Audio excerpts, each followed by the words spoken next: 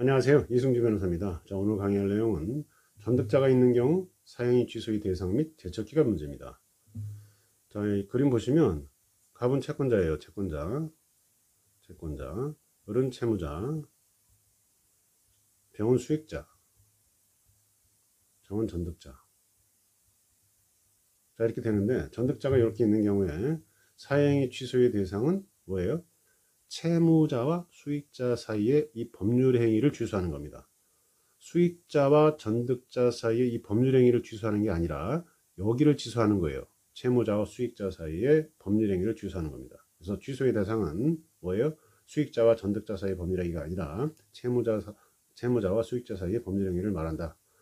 또 제척기간이라는 게 있어요. 채권자 취소 소송은 제소기간이라고 볼 수 있는데, 소송 제기기간이 있는데, 취소 원인을 안 날로부터 1년, 법률행위가 있은 날로부터 5년이라는 제한을 받습니다.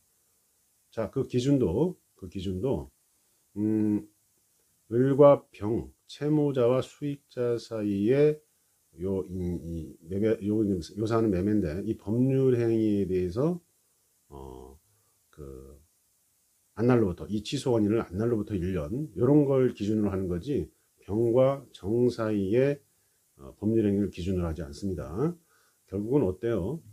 갑이 보통 을, 병, 정을 상대로 전부 소송을 합니다. 을에 대해서는 원래 이제 채권에 대해서 승소 판결을 받아야 되니까 그것도 하고, 수익자와 전득자를 상대로 전부 소송을 하는데, 문제는 이제 수익자를 상대로 했다가 차후에 다시 정을 상대로 소송을 할 때, 처음에 수익자를 기준으로 했던 우리가 계산하는 그 사행위의 제척 기간을 그대로 적용한다는 거예요.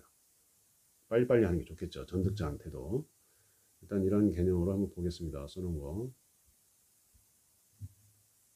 채권자가 수익자를 상대로 사행위 취소송을 해요. 채권자가 수익자를 상대로, 채권자 갑이, 그죠? 채권자 갑이 수익자 병을 상대로 사행위 취소송을 해요. 그래서 취소 판결이 선고 확정되고, 그러면 판결의 효력은 전득자한테는 미치지 않겠죠. 전득자한테 소송을 안 했으니까. 이게 전득자인데 여기한테만 소송을 했다면 판결의 효력은 여기한테만 미친다는 거예요. 갑과 병한테만. 채권자가 별도로 전득자에 대한 채권자 취소권을 행사해서 원상 회복을 구하기 위해서는 406조 2항에 따른 아까 말씀드린 것처럼 취소 원인은 안 날부터 1년, 법률행위 있은 날부터 5년이라는 그 제척기간, 그 제척기간도 원래 기간에 맞춰서 해야 된다는 말입니다.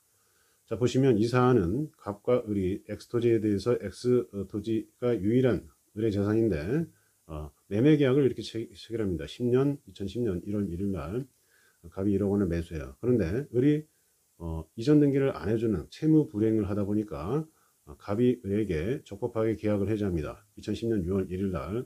그래서 1억 원의 채권이 생기죠. 계약이 해제됐기 때문에. 그래서 2010년 6월 7일 날 가압류도 이렇게 해요. X토지에 대해서. 자, 그런데 을이 병에게 이 X토지를 1억 2천만 원에 매도하면서 채무 면탈 의도를 갖고 있었어요. 그래서 2010년 7월 1일쯤에 등기를 해버립니다. 이건 이제 통정 허위 표시라고 하는데, 통모죠, 통모. 자, 이건 무효거든요. 그럼에도 불구하고 요 채권자 취소 소송이 대상이 된다는 게 또 판례입니다. 자, 그러고 나서 병이 정에게 2010년 10월 1일 날 매매를 해서 등기를 해요. 어떤 걸요? X토지를. 여기 X토지 있죠? 자, 이렇게 됩니다. 그런데 갑이 2010년 7월 15일 날 양도를 알게 됩니다. 을과 병 사이의 사회행위를 알게 돼요. 근데 채권자가 취소 원인을 안 날로부터 1년 내에 소송을 해야 되는데, 2011년 10월 10일 날 사행위 취소 소송을 제기해요. 여기 보시면 1년이 넘었죠. 2010년 7월 15일부터 2011년 10월 10일이니까 1년 넘은 상태였어요. 자, 그러면 이게 잘못된 소송이냐? 그런 건 아닌 거죠. 양도 사실을 알고 채무 초과 사실까지 알아야 되는데, 채무 초과 사실은 2010년 11월 10일이라서 1년 내에, 요걸 기준으로 하면 1년 내에 소송이 맞습니다. 따라서 지금 채권자 취소송을 할 때 채권자가 취소 원인을 안 날로부터 1년, 법률 행위가 있은 날로부터 5년 이런 걸 따질 때, 채권자가 취소 원인을 안 날이라는 거는 그 을이 병에게 양도한 거, 그거를 안 걸로는 부족하고, 채무 초과가 돼가지고 그래야지 취소 원인을 알게 된 거겠죠. 취소 원인은 채무 초과 상태에서 양도를 해야 되는 거니까, 이걸 기준으로 하면 제척기간이 이제 딱 맞게 1년 안에 한 게 맞습니다. 자, 이렇게 이제 기준을 저희가 잡았잖아요.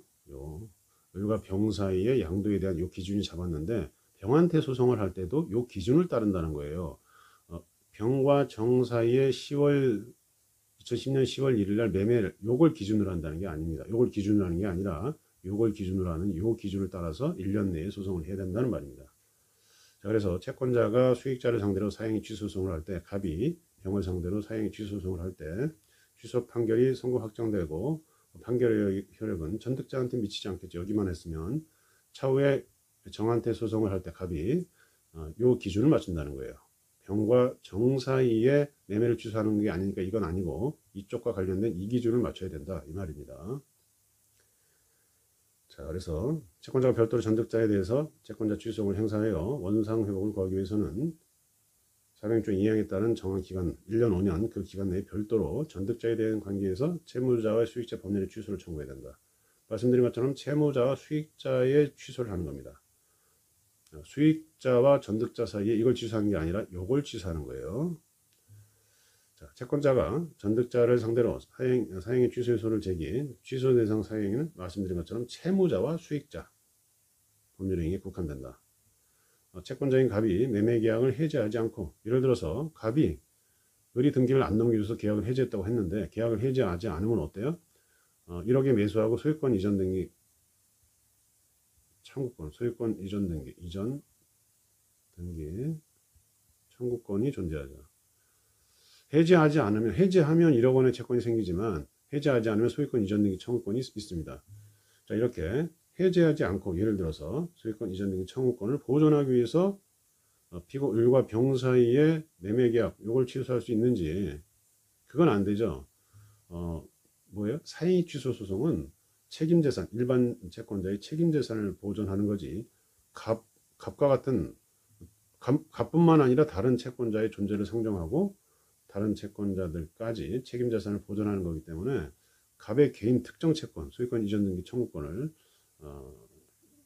피보존 채권이라고 하는 피보존 채권으로 해서 취소소송을 제기할 수는 없습니다. 그래서 특정 채권 보존을 위한 채권자 취소권은 인정되지 않는다. 갑의 청구는 기각된다.